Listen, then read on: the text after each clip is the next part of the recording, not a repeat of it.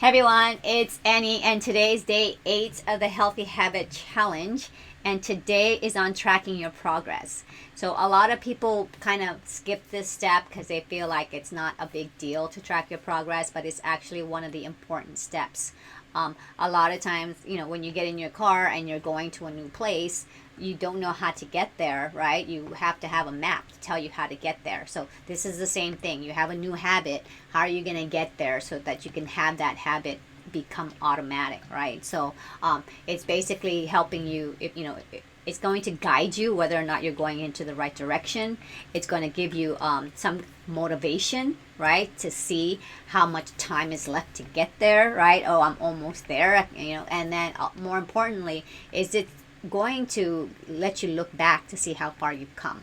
So it's been 1 week.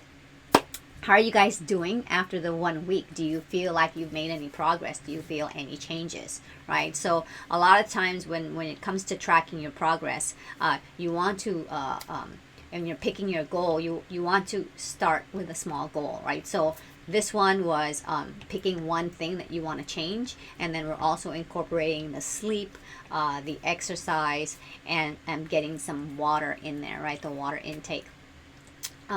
But I actually like to just pick one because it gets too much sometimes, right? So this morning I spent some time speaking with many of you on how you guys are doing on your challenges, and the number one thing was finding the time to get it done.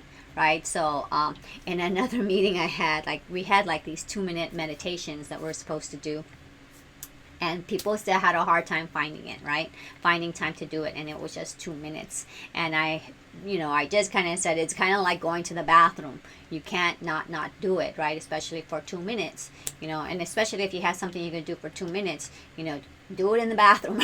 Right? So but yeah, and then we also talked about habit stacking. So find a time when you want to add that new habit on there, right? And pick a time that is going to be beneficial to you. Some people are better in the morning, some people in the afternoon, some are better in the evening. So there is this book called Tiny Habits, and he talks about, again, starting small and just micro-sizing it. So for an example, someone wants to start flossing their teeth because they don't have the habit of flossing their teeth. They only had the habit of brushing their teeth, right? So he starts off with, I'm just going to floss one tooth, right? And then you get into the habit of flossing that, and then you're already there, and then you kind of work your way up to flossing your whole entire mouth. Hopefully it's 32 teeth, right? And then another example is someone wants to do more push-ups. So but getting to 10 push-ups is very hard for them, so you start with one push-up. Okay, when am I going to do that one push-up, right? So you want to stack and find the time to do that. And so this person was, okay, after I get out of the shower, I'm going to go ahead and do one push-up.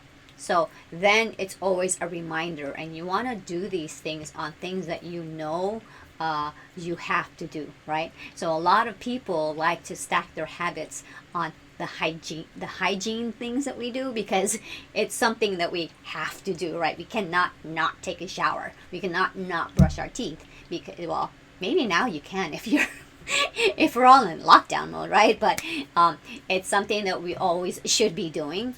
So that's when you can do that. A lot of people drink coffee in the morning.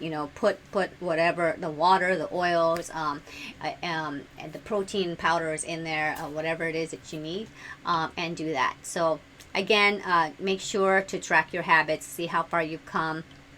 If you need any help on other ways to motivate you to get that done, just please reach out to me. Okay, so again, your habit, look at the big picture, break it down into little micro steps, like even with drinking water, right? Just drink one sip, right?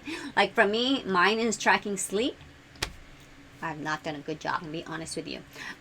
Tennis started, Australian Open started, and the time is very different, and I get so excited to watch it, so I kind of went to sleep very late last night. But my thing is, a lot of people will say, I want to get to bed an hour earlier. That's never going to happen, right? because now you go to bed and you feel like you didn't do it, and then you have a hard time sleeping.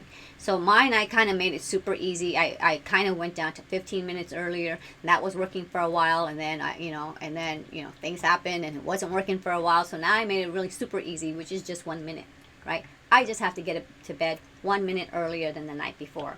And I'm happy to say I did that last night. 1 minute before. It's like an easy win, right? So, and then another one is accountability, right? Fitbits are really great for that. Fitbit, I don't have one, but Fitbits are really, really great for that. And check in with people. You can check in with me if there's something that you need help with. There is some power, a lot of power in telling somebody, hey, I did this.